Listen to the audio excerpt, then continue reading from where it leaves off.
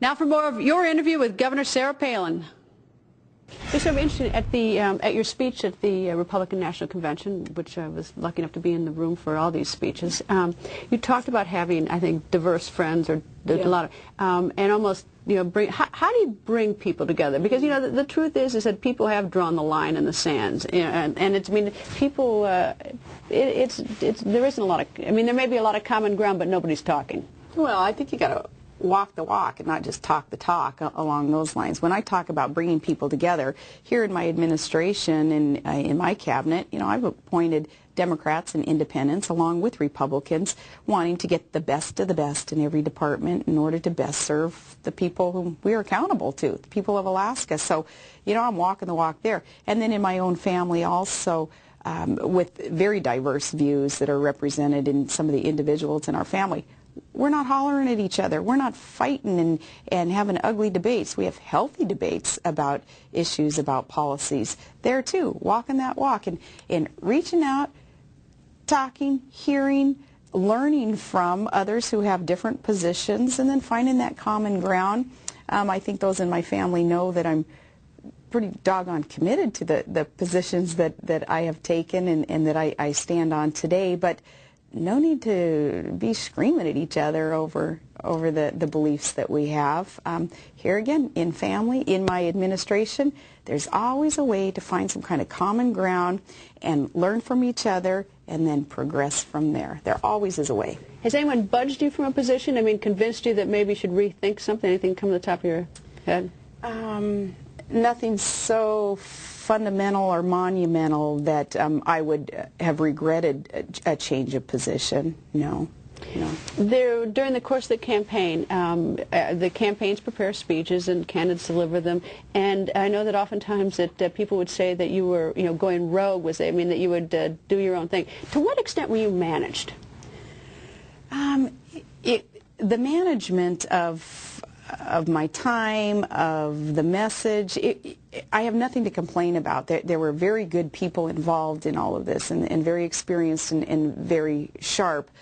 I would have preferred more opportunity to speak to the media more often because there were a lot of things that I think I could have, should have said that could have, would have helped John McCain. I have such great admiration for him. I honor him. I love him. I believe that he is the best leader that we have in the nation right now still, is John McCain. And I would have liked to have had more opportunity to be out there speaking on his behalf of the attributes that he has, because he's so humble. He doesn't do that himself. He did not, I believe, take enough opportunity, and that's just the way that he is, though. He's too humble. Take the opportunity to let people know the challenges that he has overcome, his ability to face adversity and overcome challenges. I would have liked more opportunity to have done that for him. It would have driven me crazy if someone in a campaign is telling me what to do. Especially since, if I were the candidate, I'm the one who got here, and then you have a staffer telling you how to do it. Were you able to be, to make your own decisions and to tell the staff, no, this is how I want to do it? Well, remember when I got there, my staff, I had never met any of them. I didn't know one person. I had no names to faces matched up at all. So kind of thrown into that environment of, here's your staff, and they're going to be with you for the next 7, 8, 9 weeks, and you have to pretty much put your career, your reputation, your record, your family, you put everything in their hands. That's kind of a scary thing for someone like you, someone like me, quite independent and quite self-determined and confident in our own abilities to do things ourselves and do them right. Right off the bat, that was a little shift of gears for me that I had to make in order to trust people whom, understandably, kind of tough at the beginning because I didn't know who they were. But as days went on, I could see, no, there were some very bright people here. There were some good people who knew what they were doing and were well equipped and certainly were doing all that they could to sincerely help John McCain towards victory. So as days went on, it was good, it was fine, but being quite independent, just like John McCain is also, yeah, maybe there's some characterizing of me going rogue when once in a while I would say something that, hey, I said it from the heart. I believed in going off script once in a while in one of the rallies in order to really reiterate perhaps something that I believed about John McCain. Maybe it wasn't written in the script, but so what? Geez, if it's all going to be so scripted and you know, kind of like a movie screen, and we have to follow verbatim everything that somebody writes for you, I don't want any part of that. That's not who I am, and that's not who John McCain is either. So, you know, if I went off script once in a while, I can't for the life of me remember any one time where it would have harmed him or the ticket. So I don't regret it. I would be remiss if I didn't ask this. 2012. Yeah. You know what's going to happen. We're going to have a 2012.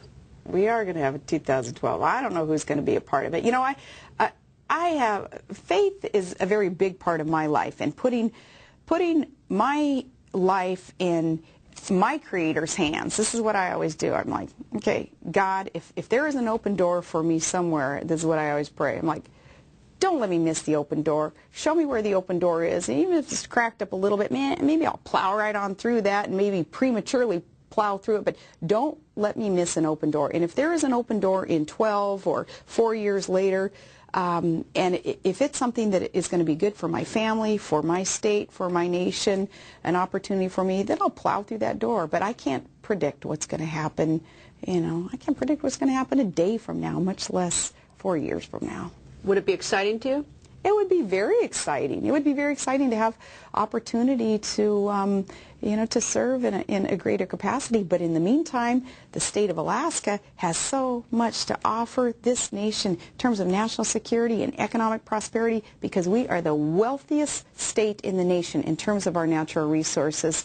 We have, within this largest state in the Union, we have every resource that our country needs in order to be more self-determined and more self-sufficient instead of relying on foreign sources of energy. And Alaska has it. We just need to be able to prove that up here we can do things right, ethically, responsibly. We can develop more up here. We can contribute more to the U.S. It's going to be win-win between our state and the lower 48 states.